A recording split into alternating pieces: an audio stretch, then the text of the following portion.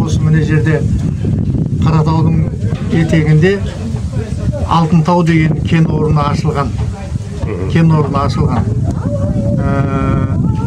Одан бұрыннан ашылған өзімізде көмір бар.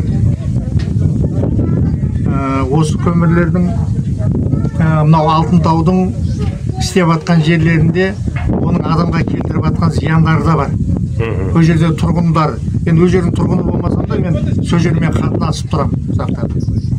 Енді сол кісілердің айтуымен де өзімнің көргенім бойынша да, енді сыртта естіп атқан бойынша да, ол жерде істеп атқан жұмысшылардың қаражатының аздығы, мысалы, ана жерге келіп атқан залалы, сол елге тигізіп атқан зиянды нелері бізді ойландырады, қатты ойландырады. Ол кімнің меншігіндегі? Ол мынау Сейітжан.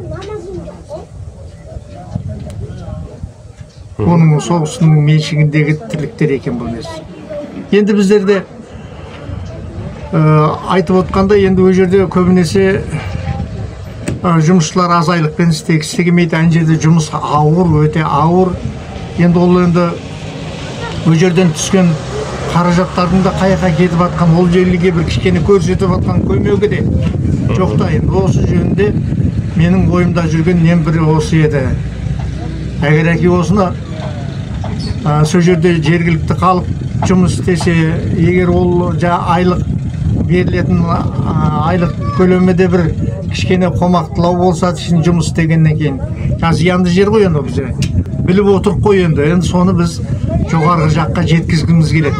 Айлықты көтеру, сосын экологиялық нені бір ашық шахталар бар, оларды ондайға жібермеу.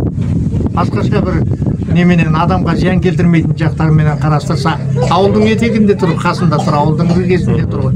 Түркістан облысының әкімдігі бар, Созақ ауданының әкімдігі бар.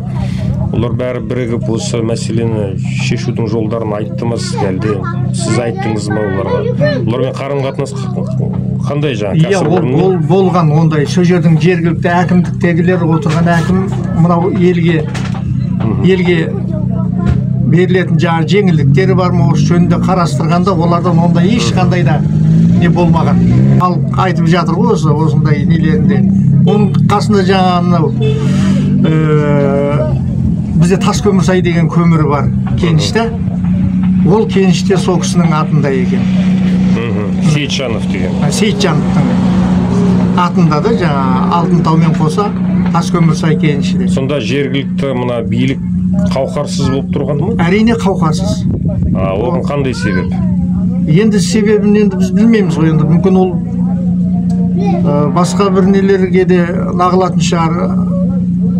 Ойдағырда бір неміз бойынша білгенде де ол кісі мынау Шәуілдір жақтан несі ғой, тумасы да. Бүкіл сол жердің, оны енді былайша айтқанда офистер дейікші, контораларының бәрі сояқта да, Шәуілдірде. Ал бұл жерде енді білесіз ғой, Шәуілдірдің офисінен біз жаққа қарай ешқандай көмек көрсеткісі де келмейді. Бұл сояққа көмек көрсетіп жатқанда шығар. Ол жағын біз білмейміз енді. Енді біз енді ойдағыда жергілікті жерде кен қаздырама, басқа қылама, осының бәрін осы ел көру керек қой, игілігін. Осы жердің елі көру керек қой, игілігін. Осы біздің ауылда тұратын адам саны 2200-дей халық тұрады. 2180 ба? Негізгі жұмыс орны? Негізі жан-жақта рудниктерде жұмыс жасайды. Олардың да қаражаты дәл жаңағыдай болып тұр, айтқандай. Ең төмен жалақымен жұмыс жасайды, былай айтқанымызда. Мен бір кішкене мысал келтіріп берейін, мен өзім келдім, сонда жұмыс жасайды. Аспаз 15 күнде 80 мың теңге алады. Аспазшы? Аспазшы 80 мың теңге. 2 жыл, 3-ші жылға кетіп бара жатыр. Ал олар бұл жөнінде, қаражаттың аздығы жөнінде оларға айта алмайды.